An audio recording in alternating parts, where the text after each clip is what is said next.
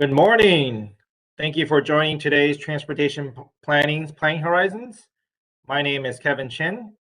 First, I'd like to thank our audio and visual team for helping us webcast today's presentation live. Today's presentation is AICP credit-worthy, so if you are an AICP member, please don't forget to log into your account to take advantage of the free credits. This presentation will be recorded and saved onto our webpage for viewers to go back and watch. At any time during today's presentations, if you have any questions for our guest speaker, please email them to planning.horizons@dot.ca.gov. Introducing our guest today is Transportation Planning's Deputy Division Chief, Chris Ganson. Chris? Hello, Kevin, and thanks for inviting me to introduce Jamie. I want to welcome everyone this morning. Glad you could make it to this presentation. It's on a really critical topic, looking at the effects of our infrastructure investments is fundamental to what we do and to delivering for the people of California. And the title of today's presentation is going to be Induced Vehicle Travel in the Environmental Review Process. And those of you who knew me in my previous role at the Governor's Office of Planning and Research know that I worked for many years on the implementation of SB 743, the shift to looking at the amount of vehicle travel that a project caused. And we were essentially tasked with, by the legislature, developing recommended methods to use for various sorts of projects, including for transportation projects, and included within that highway capacity projects. So we started out by looking at the induced travel studies that were being done at the time, and we were surprised to find that the induced travel component was often either absent. It was assumed that there would be no travel induced even for a capacity project that we know from the research is very likely to induce travel. There's just the assumption made that it wouldn't, or the amount of induced travel seemed very low compared to what the studies shown.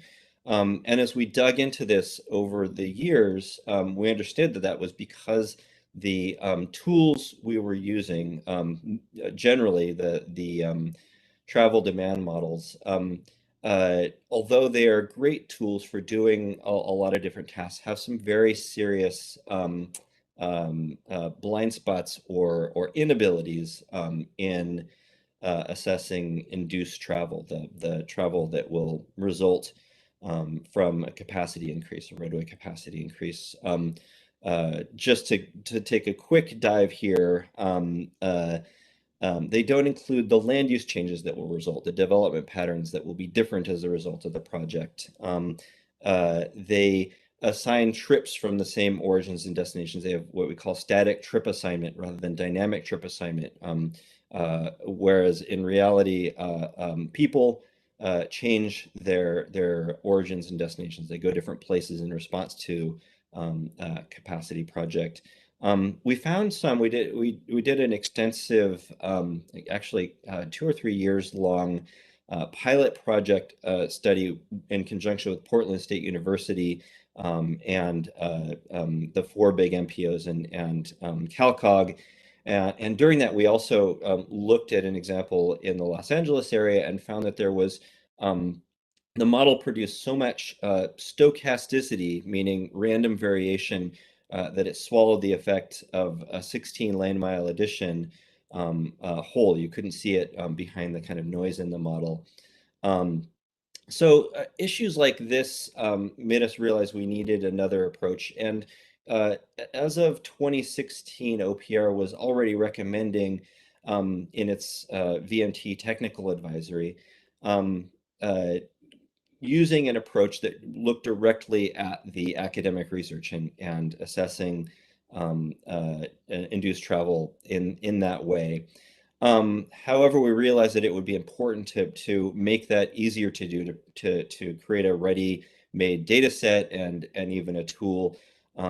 So we turned to UC Davis the National Center for Sustainable Transportation folks at UC Davis, including Jamie, to develop this approach, to build it into a tool, to review it, and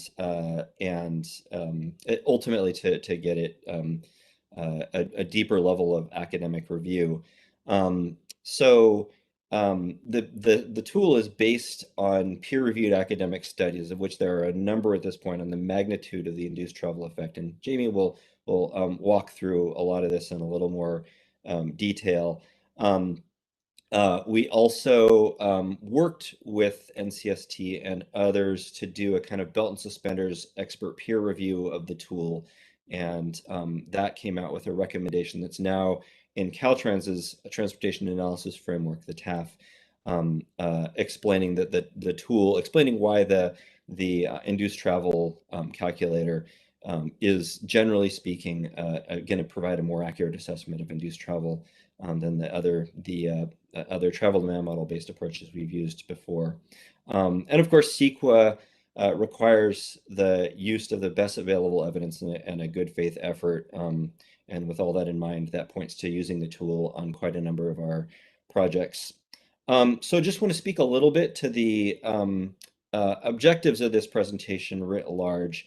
We're hoping that you all are able to take away an understanding of the induced travel phenomenon, how the NCST calculator works, a little bit under the hood, and where the calculator can be useful. And I'll mention that this aligns with the Department of Transportation, the Division of Transportation Planning Strategic Plan. A number of the DOTP's strategic plans goals, including developing tools and related training to improve data analysis, and ensuring innovation is applied in developing solutions. So now I want to introduce Dr. Jamie Volker, who is a postdoctoral researcher at the UC Davis Institute of Transportation Studies. He, again, works with the National Center for Sustainable Transportation, and his studies are in transportation policy, housing policy, land use, and environmental law. Jamie, hand it over to you. Thank you. Awesome. Thanks so much, Chris, for that introduction. I'm going to go ahead and share my screen here, share my presentation.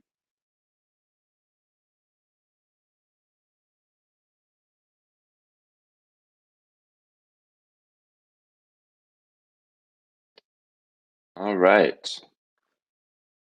So I'm just going to jump right in. But before I do, I just want to remind everyone again, and thank you all for being here. And I'm looking forward to questions and answers at the end. Because we're doing a live stream though, and this isn't a joint meeting, you will need to email your questions to planning.horizons@dot.ca.gov. And I'll show this slide a couple more times throughout the presentation, just to remind you and to make sure that you have this email address in case you do have questions. All right, so quick outline of what I'm going to cover today. And Chris already covered kind of the broad overview and the objectives of the presentation, but a more detailed outline. So first, I'm going to give a brief overview of the historical approach to congestion management. Then I'll discuss the induced travel effect, what it is, and I'll talk about how it is measured. Then I'll discuss NCST's induced travel calculator, which Chris was just talking about, and give a brief demo of how it works as well. And then I'll talk briefly about induced travel in the environmental review process, kind of what was going on before we developed this calculator, before OPR issued its transportation analysis advisory, and before Caltrans issued its transportation analysis framework last year. And then at the end, we'll do the question and answer. Again, for questions, if you want to submit them or comments, send them to planning.horizons@dot.ca.gov. All right, so historical approach to congestion management. So kind of the historical approach we're starting to get congestion. What do we do? The historical approach really is to increase automobile capacity. So that's either building new roadways or it's adding lanes to existing roadways. And this is still routinely done. This isn't just an artifact of ancient history. This is still very commonly prescribed. A particularly blatant and grandiose example of this was the original version of Senate Bill 319, which was proposed a couple years ago by Senator Morlock in early 2019. And in the original version of this bill, it would have added lanes along almost the entirety of I-5 in California, as well as State Route 99, with the intent of reducing congestion and GHG emissions. And so, the capacity expansion provisions in that bill were ultimately removed, and actually the bill never passed, even in amended form. But there are still numerous examples of smaller expansion projects that have been proposed, are under construction, or have been recently completed on the same two highways, as well as many other highways and roadways across California. So a couple examples of those, the I-5 North County Enhancements projects in Los Angeles, and other I-5 projects down there. State Route 99, there was a South Stockton 6-lane project that was completed a couple years back. Many other examples like this. So this historical approach to congestion management is still widely prescribed. And this flowchart here illustrates this historical approach, right? So the problem here that is trying to be solved is you see increasing traffic congestion. It's taking people longer to get where they want to go. And associated with that, you have people sitting in traffic, cars running, so greater local air pollution, greater greenhouse gas emissions just from that delay, longer auto travel times. And so the proposed solution historically is, expand roadway capacity. And the intended effect, of course, is to increase travel speed, reduce congestion, and reduce air pollutions. But the problem is that adding capacity often does not end in a steady state of reduced congestion and faster speeds. It actually has the unintended effect of inducing more auto travel on the expanded corridor in many instances. And so that brings me to the phenomenon of induced travel. I'm sure many of you are familiar with this, but it bears rehashing here so we're all on the same page. So the induced travel effect can be explained, by basic economic principles of supply and demand, right? So as the cost of a good decreases, consumption of that good generally increases. And the same tends to be true with driving. So, one way that driving can become cheaper is when roadway capacity is added in congested areas, or also areas with minimal accessibility, or areas with unsafe or low speed roads. And so when roadway capacity is added in those areas, that reduces the time cost of driving, at least initially, because it reduces congestion or otherwise makes it faster and easier to access places along the expanded route. But in turn, the reduction in the cost of driving leads to increased consumption. It increases vehicle miles traveled. And more specifically, the reduced cost of driving leads to both short and longer term behavioral changes that increase VMT. So listed here, these first 4 bullets are in the shorter term. People take advantage of the reduced cost of driving to make longer trips, more frequent trips, shift modes, maybe from transit, maybe from active travel, maybe from carpooling, or they shift routes. Maybe they take a longer route, or with the longer trips, they change their destination to go to a farther destination. In the longer term, though, you have the effects of households and firms relocating throughout the metro area, sprawling essentially, because now you can get from to the same place from a farther distance in the same amount of time. It also has been shown to this reduced cost of driving has been shown to actually induce migration to the area, which also further increases the demand for driving. So it increases consumption of that roadway. And then with the additional VMT from all of these behavioral changes, congestion can return to pre-capacity expansion levels relatively quickly. So, instead of this intended effect of steady state congestion relief, you end up getting this feedback loop, right? Where the reduced congestion and lower time cost of driving induce more driving, which then increases congestion and can start the whole process over again in a unsustainable, unhealthy feedback loop. I think this comic illustrates the effect quite nicely. I think many of us have been there in the top panel. We can't wait for this road to be widened. We're sitting in traffic, but then after it happens, often we end up sitting in a similar amount of traffic, a few years later, despite the addition of a road. So I think this is a great comic to quickly, very well illustrate this induced travel concept. But more seriously, I want to talk about why it's important to measure the induced travel effect. Why is it important to quantify the induced VMT from expanding roadway capacity? Well, for one, it's essential to understanding the actual costs and benefits of roadway expansion projects. So will they actually reduce congestion and air pollution in the long term? Will they increase VMT? Will they increase GHG emissions? So these are things that we really want to know, and we can't fully know them unless we measure the induced travel effect.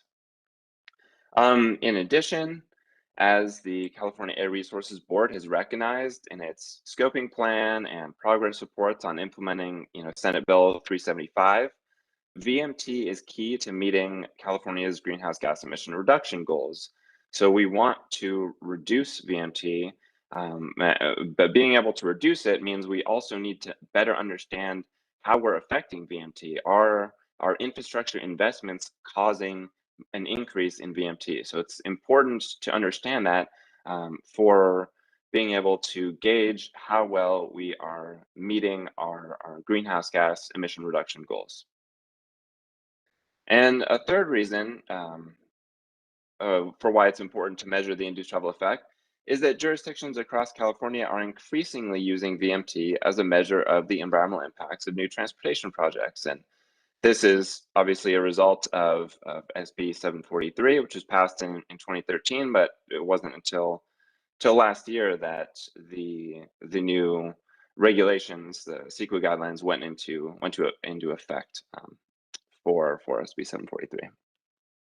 And these jurisdictions who are using VMT as a measure of environmental impacts for new transportation projects, that includes Caltrans. And so Caltrans has a great page up on its website that goes over this and includes various resources, including the transportation analysis framework that it published last September, I believe it was.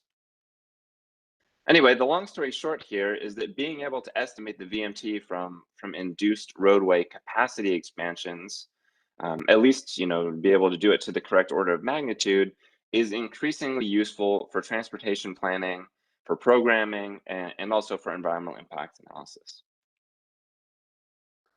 So now you might be thinking, and Chris alluded to this as well, about travel demand models. So don't travel demand models already capture the induced travel effect in their forecasts?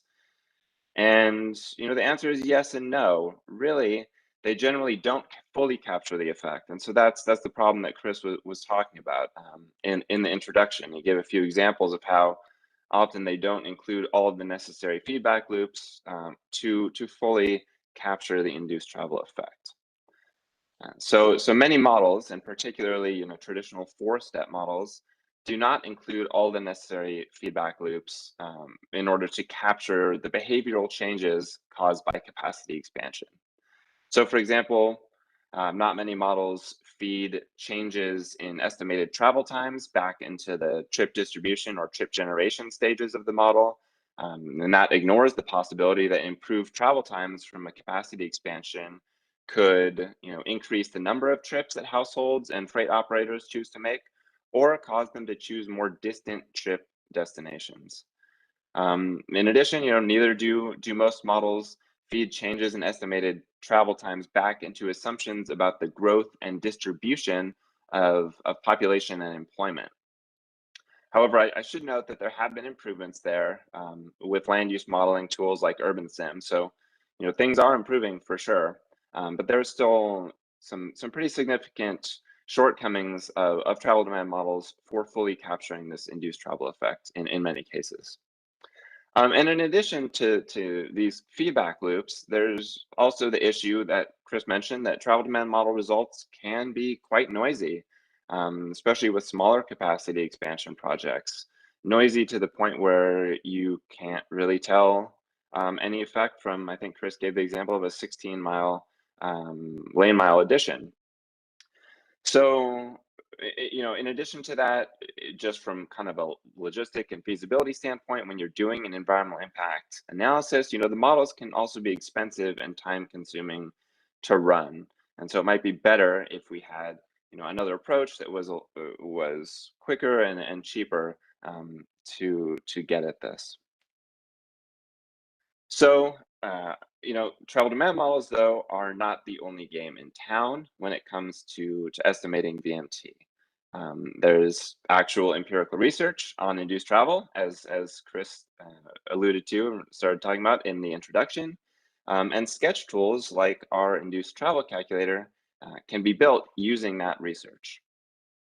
And so what is this empirical research that we're talking about?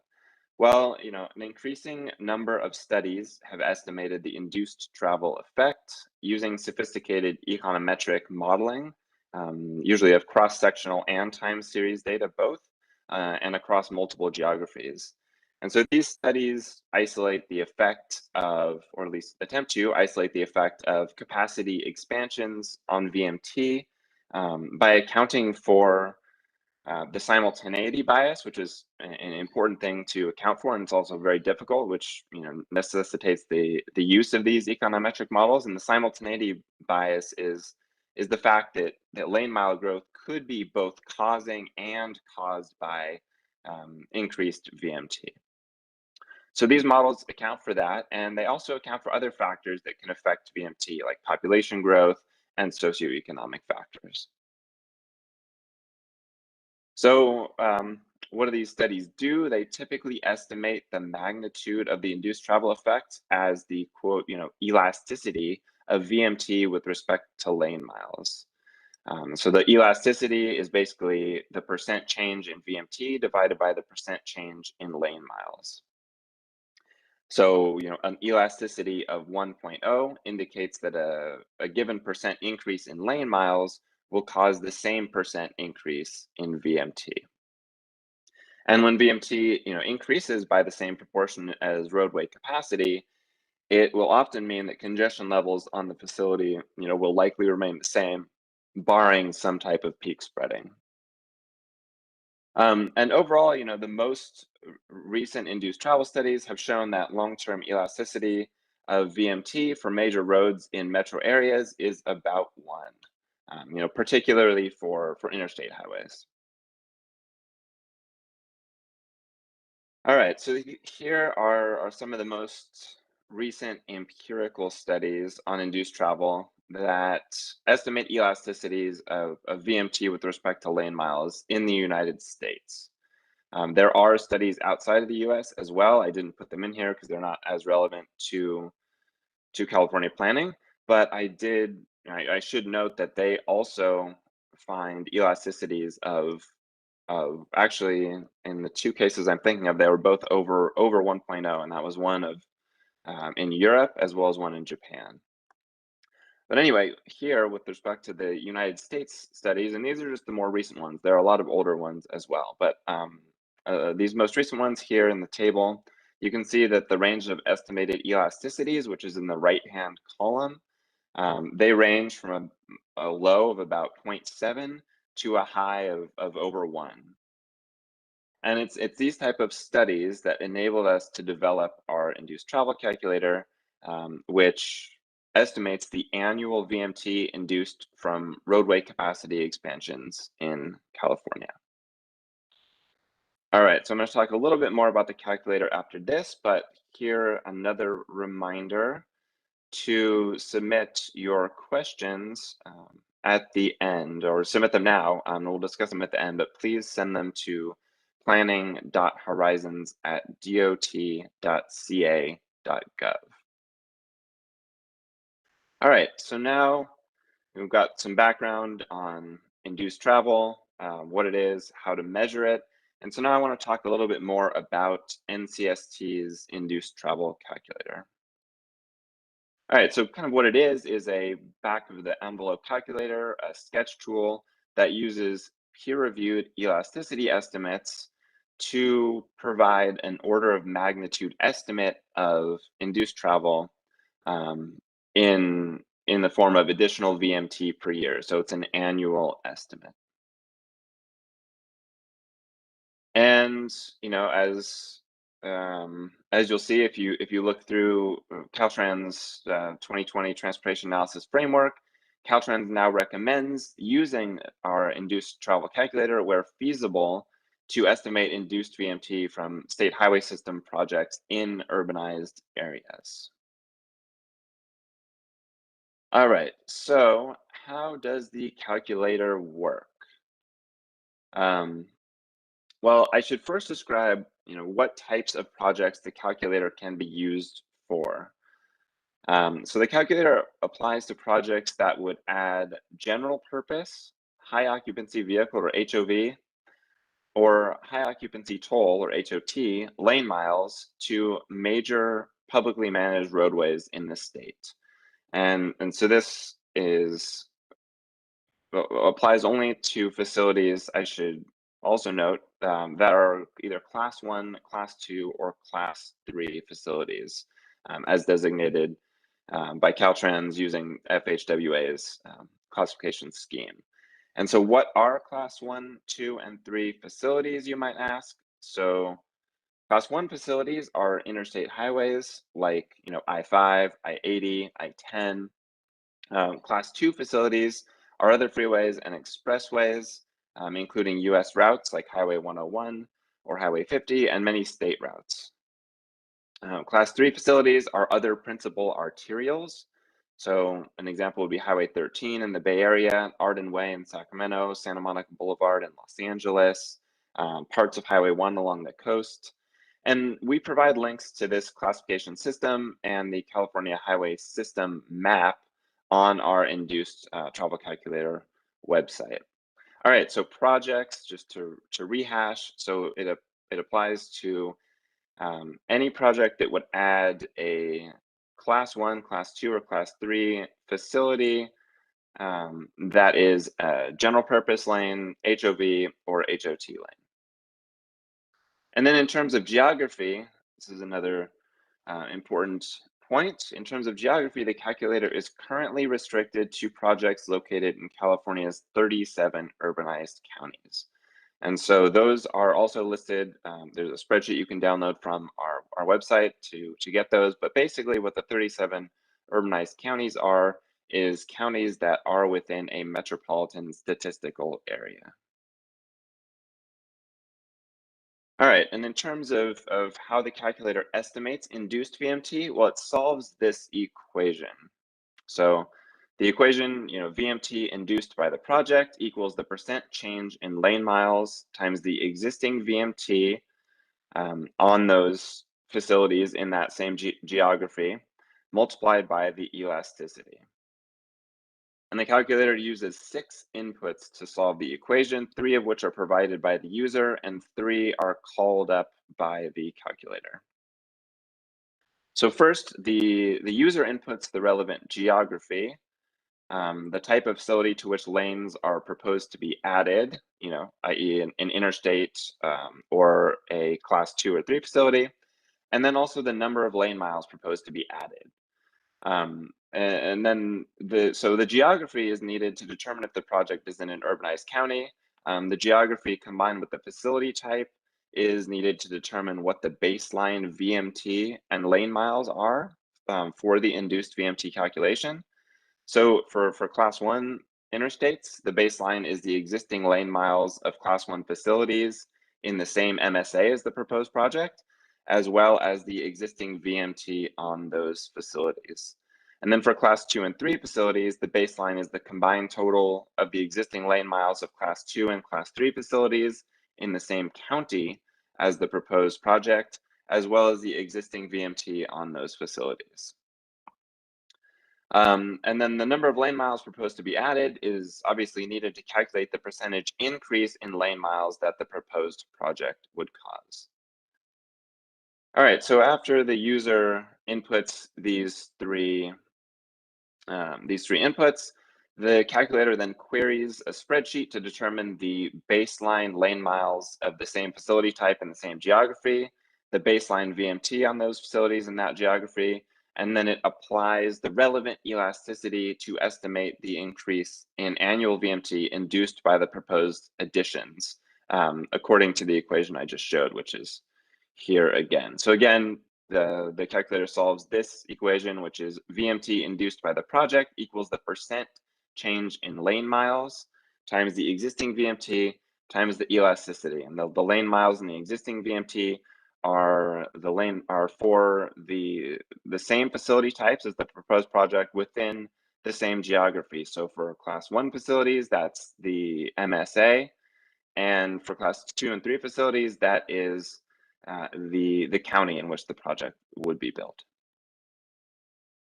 In terms of the inputs supplied by the calculator, we have the baseline lane mile and VMT data along with the applicable elasticity value. So the existing lane miles and VMT data are from Caltrans HPMS database. And this is a new addition actually as of just yesterday. Now the user can choose whether to use 2016, 2017, 2018, or 2019 data as the baseline for their analysis. So before we just had 2016 data, but we just added now, so the 2017, 2018, and 2019 data, so users can use more recent data to conduct the induced travel analysis. And this data is all right there on the calculator. You can download the spreadsheet from the calculator webpage. So if you wanted to, run the analysis yourself just from the spreadsheet, you could do that as well, or just take a look at the data that we have, which comes from Caltrans, aggregated by an analyst there, and then we cleaned it up a bit and loaded it onto the website. For the elasticities, the calculator uses a value of 1.0 for interstates and a value of 0.75 for class 2 and 3 facilities. And a couple more notes here I want to make on the elasticities and the geographies and facility types used by the calculator. So with respect to the elasticities, right, so we're using a 1.0 elasticity for interstates and a 0.75 elasticity for class 2 and 3 facilities. So those elasticities come from the academic literature, the literature that I mentioned previously, and we explain their selection, the selection of these elasticities in more detail on the calculator website. But as you can see, the 1.0 and 0.75 values are squarely within the range of 5 to 10-year elasticities reported in the most recent literature in the table that I showed earlier. So that table showed the elasticity estimates ranging from about 0.7 to over 1, with the higher elasticities generally coming with interstates and a little bit lower often with class 2 and 3 facilities. All right, and as with the elasticities, the calculator uses effectively the same geographies and facility types as the most relevant studies. So we want to avoid false precision here. We want to adhere as closely as possible to the units of analysis from those same studies. So just best effectuate that research, that empirical research, and turn it into a usable and hopefully accurate tool. All right, so now that we've covered the technical basics, I'll quickly show you how the interface works. All right, so this here is a view from the calculator interface page. And so let's just, for example, we'll just say that you're reading the original version of Senate Bill 319 from 2019, where they proposed to add lanes along most of I-5 and State Route 99 throughout California. Or say you were looking at another capacity expansion project on I-5 and wondering how much annual VMT would that project increase. So you start off by scrolling down to where it says calculator here at the bottom of this page. And then you need to select the year you want to use for your baseline data. So again, this is a new feature just as of yesterday. And so why not test it out? So let's just say we're just going to use 2019 data here, since it's the most recent data and the hypothetical I-5 expansion project hasn't yet occurred. All right, and next, after you do that, it'll show you these additional options. So you're going to want to select your facility type. So this is I-5, right? So you'd select the interstate highway or class 1 facility type. And then after that, you'd select the appropriate geography. So because the hypothetical project is in Los Angeles, you'd select the Los Angeles, Long Beach, Anaheim MSA, which includes Los Angeles and Orange counties. And then after you do that, you'd enter the lane miles to be added. So let's just say for simplicity that this hypothetical project on I-5 would add 10 lane miles. So after you enter the 10 lane miles, you click the induced travel button and voila, you get your answer. So a 10 addition of 10 lane miles on I-5 in Los Angeles would induce 86.6 million additional VMT per year. And so as you can see here, the calculator also reports back to you the underlying data values that are used to compute the estimate. All right, and let's just say, so that was interstates, right? That was a interstate facility in Los Angeles County, which is in the MSA there. Let's say, though, that you were curious about the impact of adding lanes to a class 2 or 3 facility, like, for example, Highway 99 in Stockton. So the only difference for the user there is that you'd select class 2 or 3 facility rather than interstate highway. And then you'd choose the relevant county as your geography rather than metropolitan statistical area, as with class 1 facilities. So you click this class 2 or 3 facility, and then it changes the drop-down menu for the geography to a list of counties, no longer MSAs. And so for the portion of Route 99 through Stockton, we'd choose San Joaquin County. All right, and so that's the basics of how our induced travel calculator works. And a big question though is how does this type of induced VMT analysis compare to the kind of analysis that was being done in environmental review documents? And I should first caution, I mentioned this before, but these analyses are changing. They have been changing since OPR issued its technical advisory, on evaluating transportation impacts in CEQA in December 2018, I think it was. And then also since Caltrans published its transportation analysis framework in September of last year. But a couple of colleagues and I, Amy Lee, a PhD candidate at UC Davis, and Professor Susan Handy, a professor there at UC Davis as well. So we wanted to look at how induced travel had been being analyzed in the environmental review process for capacity expansion projects, kind of before this more recent guidance and before the development of our tool. And so we looked at a sample of environmental analyses for highway capacity expansion projects that predated those two guidance documents. And so we looked at 5 projects, which are listed here. So we had the US Highway 101 HOV widening. So it was the Marin-Sonoma Narrows project. The State Route 1 corridor analysis of HOV lanes, which was in Santa Cruz. The State Route 210 mixed flow lane addition project in San Bernardino.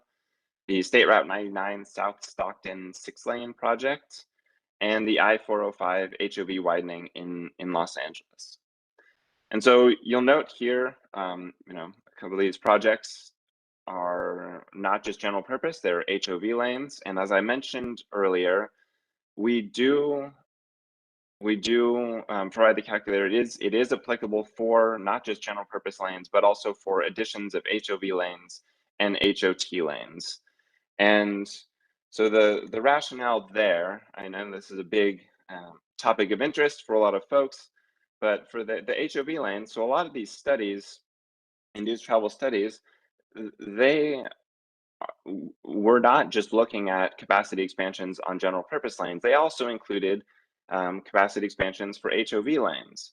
The problem, though, is that a lot of those studies, when they were conducted, there weren't a lot of HOT lanes out there. But we still think that the calculator will be fairly applicable for HOT lanes for the reason that you would expect an increase, the induced travel effect on an HOT lane to be at least as great as an HOV lane, and maybe not as great as a full general purpose lane, but somewhere in between. And sure, induced travel effect might be somewhat lower on an HOV lane, but the average effect shown across general purpose lanes and HOV lanes in the induced travel literature is what I mentioned, kind of very close to an elasticity of 1.0. And you can't really tease it out from those studies, but just logically, I mean, we've gone through it, and it makes sense that the induced travel effect would be maybe lower on HOV lanes, but within the same ballpark. And then HOT lanes, the effect would be somewhere in between HOV and a general purpose. So we do say that the calculator can be used for HOV, HOT, or general purpose lanes. So that's why you see these projects here. All right. So what we did is, in our analysis, is we estimated each project's induced VMT using the calculator, and then we compared the estimates with the induced travel analyses in the project's environmental impact assessments. And we found that the environmental analysis documents for the 5 projects varied wildly in their discussion of induced vehicle travel impacts. So 2 of the 5 documents did not discuss the induced travel phenomenon at all. And the only 2 documents to analyze it in detail did so in response to comments, not in the original analysis. And even when the documents did analyze induced travel in detail, the discussion of the effects was internally inconsistent and also, frankly, inconsistent with the induced travel literature. In terms of quantitative analysis, 3 of the 5 documents reported estimates of induced VMT, but all 3 estimates were lower than what we estimated using the calculator. And in 2 of the 3 cases, the estimates were an order of magnitude lower. So, overall, what we took away from this is basically our results provide additional evidence that environmental analyses have often failed to consistently discuss, let alone estimate, the induced travel effects of highway capacity expansion projects. And that's one way in which the NCST calculator can hopefully be useful going forward. All right, and I wanted to leave a lot of time for questions because I know there probably are a lot. So that ends my prepared presentation for today. I encourage you to check out the NCST Induced Travel Calculator website. There's a lot more detail there about the calculator, as well as a list of relevant studies and resources. But for now, here's the URL, and yeah, please do visit it. And feel free to shoot me an email if you have any questions, but also for right now, shoot any questions you have to planning.horizons@dot.ca.gov. And I look forward to hearing your questions and comments now and answering them. I'll leave this up for just a minute so people have a chance to get the email address, and then I'll stop sharing. All right, thank you very much for the presentation, Jamie. Just want to remind everyone, if you have any questions for Jamie, please don't forget to submit it to planning.horizons@dot.ca.gov. Okay, let me see. We did get a few questions, Jamie. So let me go down the list.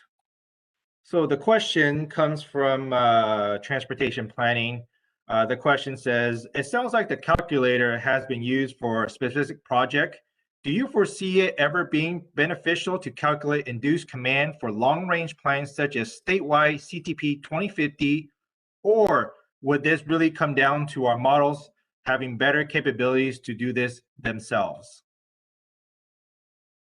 Yeah, that's a great question. The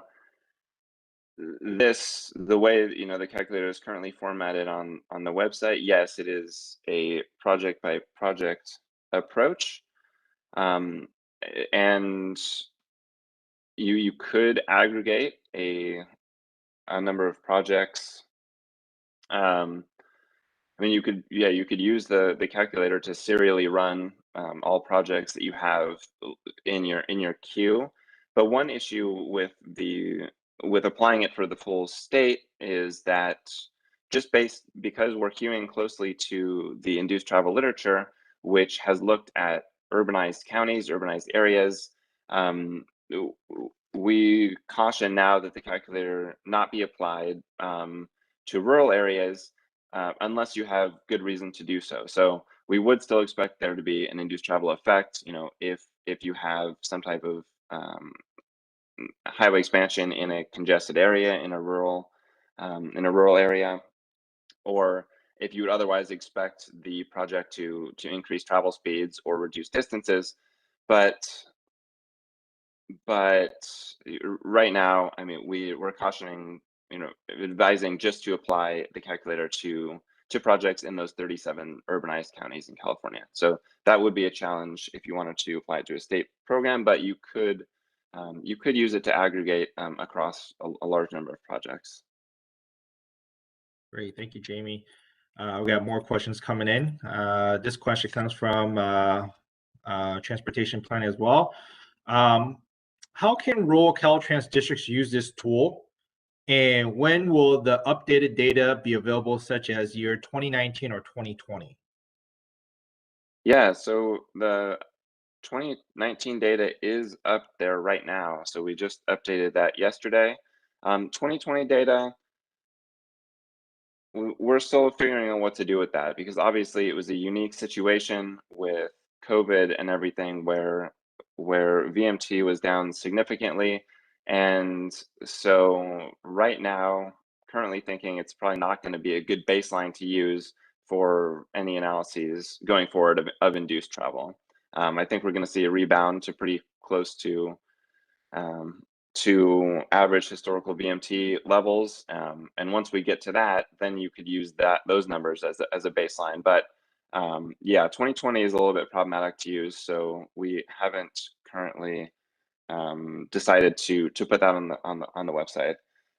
In terms of rural geographies, so as I mentioned, we're just cautioning the calculator right now to just use it in the urbanized counties, but it's not to say that induced travel wouldn't occur in rural areas. So as I mentioned, if you're putting a capacity expansion project somewhere where it would reduce travel times in a congested rural area, or an unsafe rural area, you're increasing travel speeds, making that roadway more attractive, then we would expect there to be an induced travel effect. So it's not to say that there would be no induced travel effect there. It's just our calculator hews closely to the econometric studies that are done on this for the empirical research, which have almost solely been done in urbanized areas.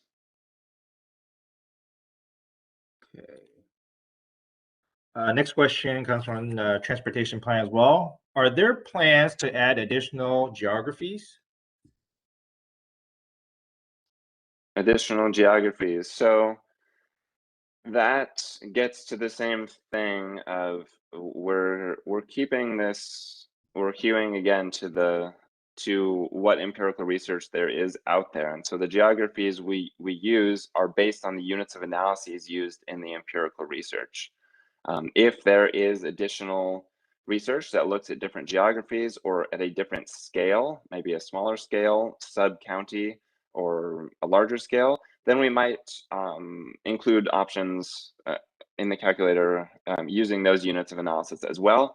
But as it stands now with the existing empirical research, we are adhering to an MSA-based geography for additions to interstate facilities and a county-based geography for capacity expansions on class 2 or 3 facilities.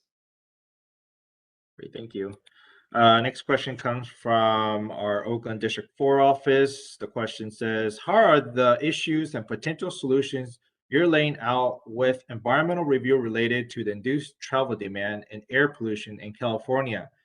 Example, CEQA, different or similar to nation's issues with environmental review / NEPA. Obviously, SB 743 exists in California, but if you are applying to the national domain a little, that would be great.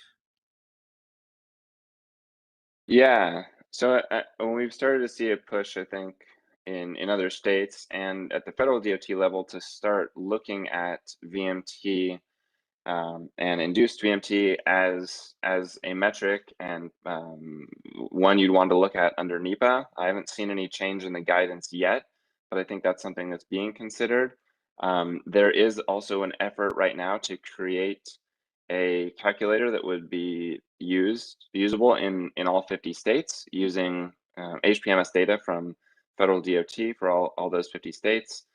And so I think there's a burgeoning movement here to look more at induced VMT, whether it's under a CEQA analysis or it's a NEPA analysis, in another state, or a joint NEPA and CEQA analysis in California. And the reason that induced travel is so important for these analyses, and it's also important for cost benefit analyses, is that how much VMT your project causes has a direct relationship with how much air pollution, local or greenhouse gas emissions will be emitted, and also what the cost and other costs and benefits of the project will be. I mean, is it going to actually reduce congestion? And if so, for how long? That could significantly affect the benefit calculus in a cost benefit analysis. And then, the cost, there's obviously what I mentioned, I mean, the air pollution costs and all of that.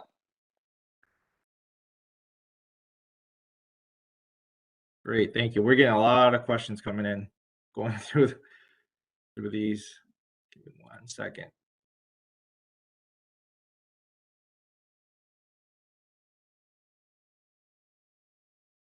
Okay, this question comes from transportation plan as well. There are other factors other than vehicle miles that affect GHG emissions, like travel time and traffic congestion. How would that affect how that effect would be estimated? It's a calculated question. Yeah. So the calculator gives you an estimate of what's going to happen in the long term, like 5 or 10 years after your capacity expansion project. And so if you wanted to translate that into GHG emissions or local air pollution, we don't do that in our calculator, but you'd have to look at what the fleet mix is in the relevant geography, how that would change in 10 years. And then, you could look at what benefits there might be in the short term of short-term congestion reduction. But what this tells you is kind of what you're going to see in 10 years. And generally with a 1.0 elasticity, if your VMT increases proportional to the lane mile increase, you're going to have probably a pretty similar congestion levels. And so there, basically, that would cancel out any travel time benefits in the early years, and then you're just left with more VMT at kind of the same travel speeds. And I believe there's a calculator that was done for Colorado by RMI, and that I believe has the functionality of also estimating GHG emissions along with the VMT. The next question, can you post the URL for the calculator again? Can you show that to the viewers again? Sure. Yeah, let me share my screen again.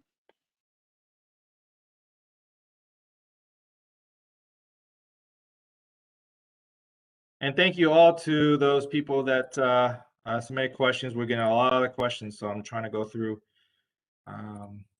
each and everyone's question here.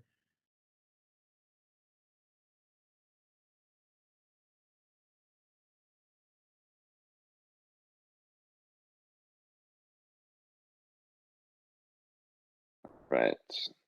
So there's the URL. Great. If you can just leave it on for a few minutes, I'm gonna Sure. a couple more questions here. This question comes from our Central Region District and Caltrans. The VMT formula seems simplified and underestimation given the numbers of variables that exist in real life. For example, how is VMT on local and parallel streets accounted for? And there's two other parts to it. Okay. Well, yeah, that first part's a really good question. Is there a decrease in VMT on parallel streets? And there is one study that looked at this. It's a study by Duranton and Turner from 2011. We reference it and put a link to it on the Induced Calculator website, and they looked at how much of this induced VMT on interstate facilities from capacity expansions on interstate facilities, how much that came from or affected VMT and on other major roads in the same area, and they concluded that the effect of this diverted traffic was relatively minimal, like 0 to 10% or something. They didn't see much of that effect. So what this really says then is that the induced travel effect, it's a net effect. The numbers that you're getting are pretty close to the net induced VMT across the entire system. And they didn't, in their analysis, look at local roads, but if you're inducing VMT, if people are, especially if you're generating more trips, if this capacity expansion is increasing trip generation, then you're going to see some increased VMT on the local roads as well. So, based on that study and just thinking through it, I think in general, what these estimates are providing is the net VMT that you would expect across the system, net increase in VMT. And you said there were a couple other parts to that question, Kevin?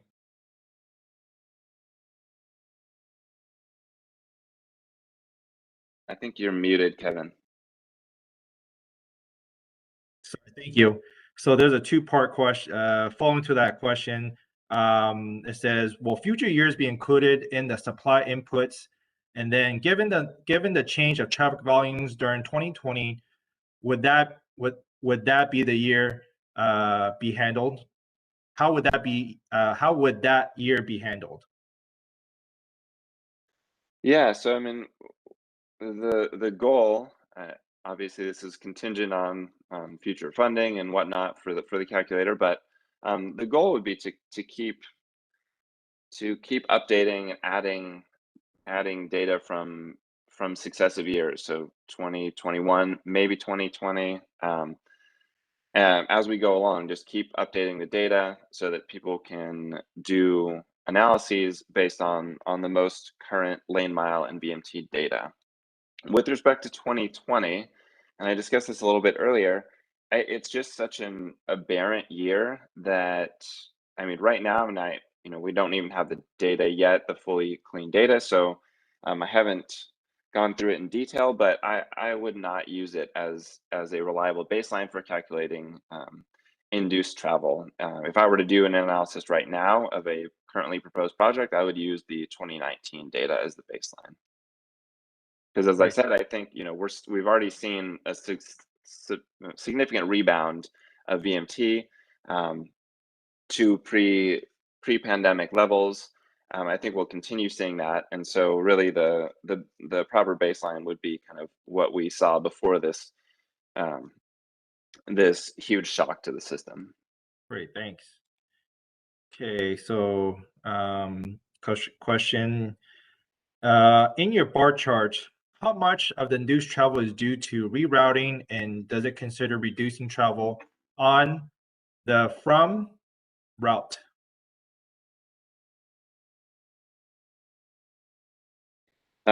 Yeah, so as I mentioned, what the empirical research shows is that there isn't a lot, there's not a big effect of diversion. I mean, whatever diversion there is from ancillary facilities in the same area to whatever facility was expanded, whatever diversion there was, that the additional space on those other facilities gets filled up too. And so what we have with the induced travel calculator is an estimate of kind of the net increase in VMT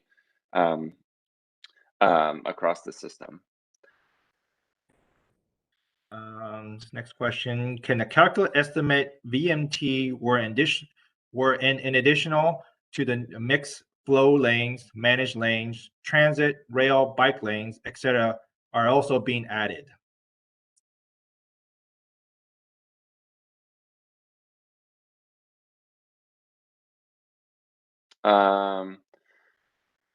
That's yeah. So if you're at, so these would be VMT mitigation measures. And interestingly, the same study I mentioned, Durant and Turner, they looked at kind of the impact of increasing transit of buses, and I think it was what they looked at. And they found that actually, increased bus service doesn't actually end up reducing VMT that much. And so if you're pairing increased bus service with also increased auto capacity, I wouldn't expect that to have a major impact on VMT. I would expect there still to be substantial induced VMT. I think where you're going to see an effect from increased transit is where you're making it harder to drive. Then your people are disincentivized to drive, and also incentivized to take transit. Where you keep providing options to drive more cheaply, faster, you're going to keep seeing increase in auto, regardless of the other options that you are providing. Next question. How do you validate your VMT calculations, and how is it affect to the adjacent routes or parallel roads? Yeah, that's a great question about validation. That's something that we're looking at right now. It's a tough thing to do because when you're looking at just descriptive data from one area, say you had an expansion project in Butte County in 2010, you want to look at what the effect was 10 years later of the long term. 2020, it's you could compare the VMT and the lane miles from those 2 years, but the difficulty is that that you have to be able to account for all the other factors, just like these econometric studies do. And so you're not going to get kind of a true validation that way. There are some methods in which you can kind of account for some things, control for some of the other changes that have happened, but it's difficult. It's definitely something that we are looking at. And what you would expect, and again, I want to emphasize just in terms of if you were going to look at validating this calculator, if you're going to look at the estimates from the induced travel calculator, they're averages. These elasticities are averages, and so you wouldn't necessarily expect it to be exactly the same in any one facility, but you'd expect it to be within a range of that average, right? So in general, what the confidence intervals have been for the elasticities in these studies, it's been about for a 95% confidence interval, it's been about 20% one way or the other. So you'd expect, an elasticity of 0.8 or 1.2 for an interstate. And so if you're going to do the validation, you'd want to look at, okay, does the actual change in VMT, is it within that kind of error bar? And so this is something we're looking at, but as again, I mentioned, the true validation is difficult because there are a lot of other things that are changing during those 10 years that you're measuring the change in VMT. And then the question about, changes on parallel roads, things like that, that's I've covered that already, but basically what the research shows is that the amount of induced VMT that comes from diversions from other roads is relatively minimal, on the order of 0 to 10%. And the authors of the study that did the kind of best analysis of that, Durant and Turner, they concluded it was probably closer to 0. Great. Okay. Next question here says, what's the possibility of California putting a limit on additional VMT per year? Is this being discussed statewide, local level?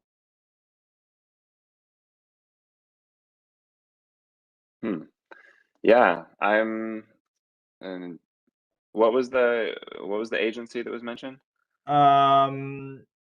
It is being discussed statewide and at local level. This comes from Caltrans, from our district office in Southern California.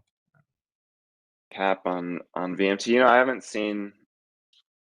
seen any talk of that, but Chris, maybe you're more familiar with what's going on in those policy discussions. Yeah, I can speak to that. So I haven't seen an effort to put a direct cap on VMT, as in you can't do X, such as build high VMT development or a VMT increasing transportation project beyond a certain VMT total. What I can speak to is the process that we I shouldn't say we OPR when I was there.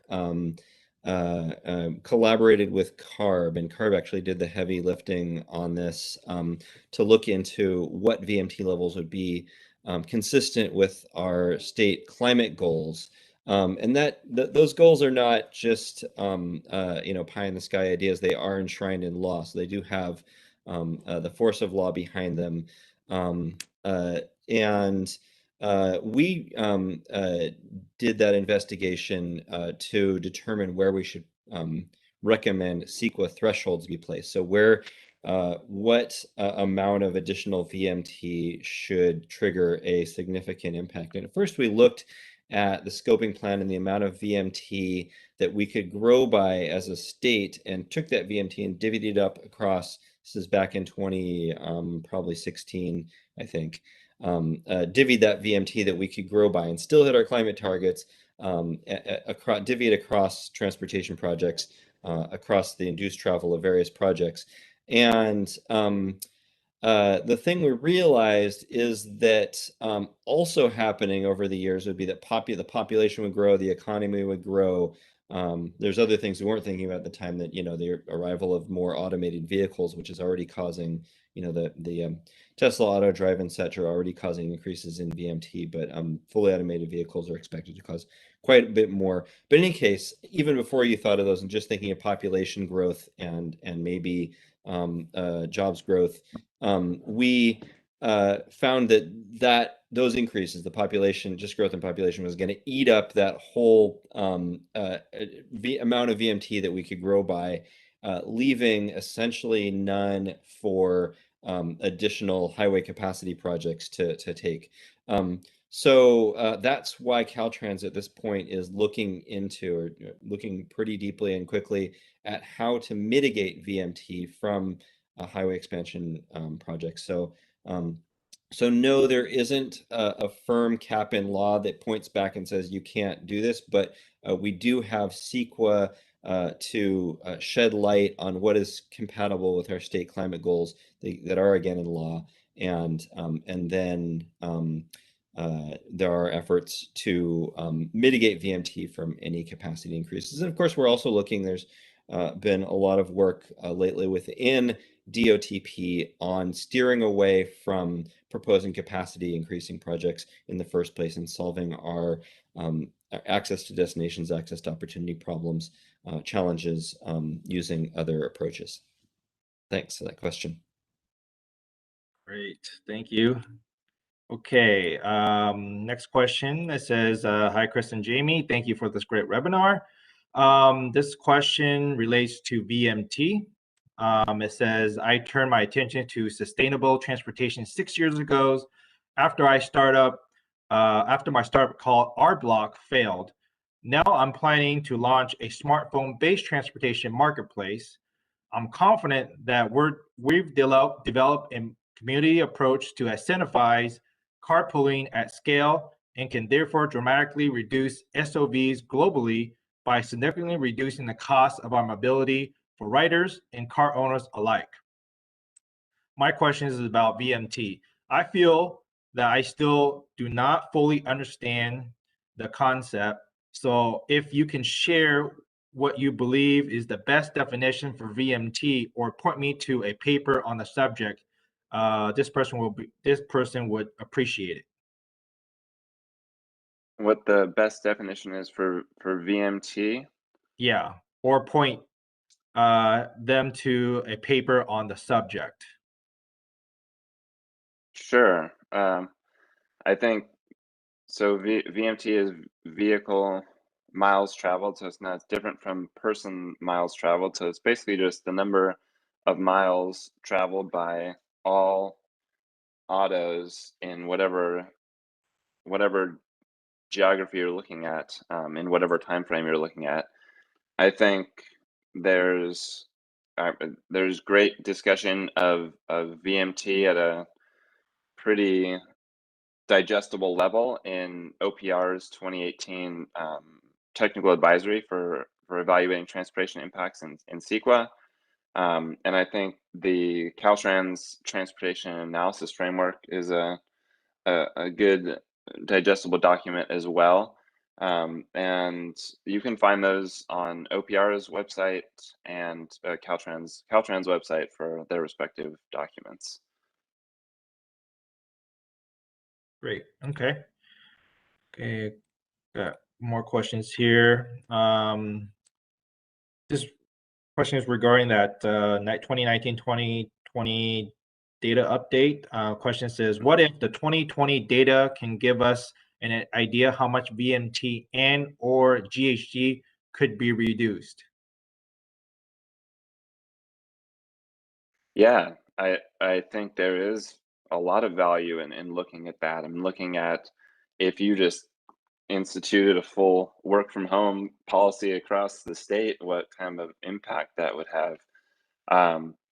That's not the function of the calculator though, and so we were trying to keep the calculator to a pretty narrow purpose and avoid getting far away from the original intent. And so I don't know that we would put the data up there just for that, but it is data that you could get elsewhere, so to use in that analysis. And there definitely are researchers who are looking at that, and I think, yeah, I mean, that's a great use of that data.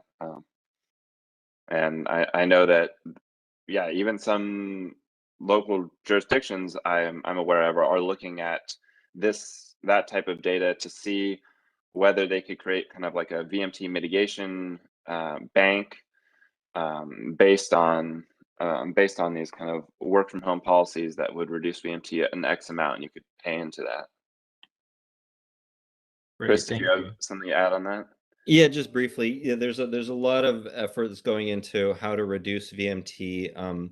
CAPCOA put out a great summary of the existing literature, kind of turned into a manualized, if that's a word. And that came out way back in 2009, I think, but they're just about to put out an update, if they haven't already, that brings in new literature and also, for where it's relevant, matches better with CEQA mitigation. Unfortunately, on the telework question, when we came into the pandemic, again, I was at OPR at the time, but I was working with Alan Greenberg, who was here at Caltrans at the time, and dug into the research on telework the existing research on telework, and it's a mixed bag. What that research shows, it's not clear that telework actually reduces VMT, although we intuitively imagine it would, because all those trips that we chained, we stopped here and there, do errands on the way to work and on the way home. Now are their own trips, and that combined with that, when people are put on more days or full telework, tend to move to places that are further away from work because they don't need to get there every day, and those places tend to require longer trips for everyday activities. So the end result is not clear whether telework reduces or increases VMT. Side fact to this conversation, but important and relevant these days. Yeah, no, that is an important point. And yeah, obviously with the pandemic, it wasn't just that that a lot of commutes were eliminated, but there was a lot of your recreational opportunities were also eliminated, and so there was just less travel in general for any purpose.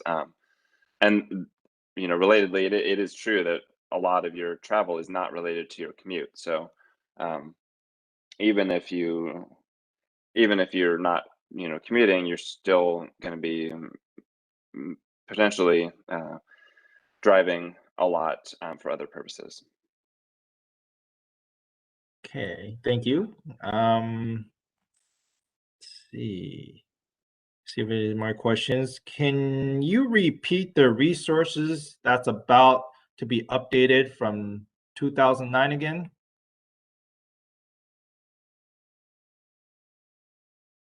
The resources that are going to be updated. Sorry, that's, I think. Oh, the CAPCOA. Yeah, It's CAPCOA. It's they put out a report. Yeah, I think it's in 2009 or 2010 that had a whole list of mitigation measures and kind of the impacts that they would have on VMT, and that's going to be updated. I don't think it's out publicly yet, but it might still be in final draft form. But yeah, that should come out soon, and that should help a lot of local jurisdictions, especially in complying with SB 743 and figuring out ways to mitigate VMT impacts from land use development projects. And then I know Caltrans is working separately on looking at the mitigation that could be applicable for highway system projects. Yeah, and there's some overlap there. Yeah, so that's coming out soon, but there's the earlier version you could refer to now. Again, that's a decade or so old. CAPCOA, if you Google CAPCOA quantifying greenhouse gas emissions, it also quantifies VMT. Great, thank you. I don't see any more questions. Jamie, is there anything you'd like to add before we conclude? Yeah, I don't think so. Thanks all for the great questions, and Chris, thanks for staying on and chiming in, and for the great intro. Thanks a lot for having me. It was a pleasure to speak, and it's I mean, VMT is a really hot button issue in California, but it's also incredibly important for meeting our greenhouse gas emission goals and staving off the worst effects of climate change. So very, very important measure it and mitigate it, and just be aware of it. Chris, is there anything you'd like to add before we Yeah, I'll conclude? just add briefly. I'll underscore what Jamie just said about how important it is for us to kind of keep our VMT under control. There's so much that depends on it, and I also want to acknowledge that this, swallowing the research on this topic on induced travel means that we're going to need to pivot and do things a lot differently than we have before. And I just want to acknowledge. Now that I'm here and arrived in Caltrans, I'm going to be helping with this pivot, but it means a real substantial pivot in how we respond to the challenges in front of us. It means that the way that we've generally approached, defined the problem that we're facing, to the extent we define it as congestion, and the solution to the extent we define it as new capacity, really needs rethinking from the ground up. And so just an acknowledgement that that's a big challenge in a big organization like ours. Again, an underscoring of how important it is. And I just want to say again, I'm pretty new here. I'm hitting about 2 months in. And I'm really looking forward to working with you all. I think it's a real exciting opportunity. I think it's another place that California can lead the nation. We can export our policy, we can do things, and that'll be emulated. This calculator, for example, is already being spun up. It's already a version of it's been spun up for Colorado, and there's a version of it being spun up to implement nationwide. So the work we do to turn this corner is it's challenging.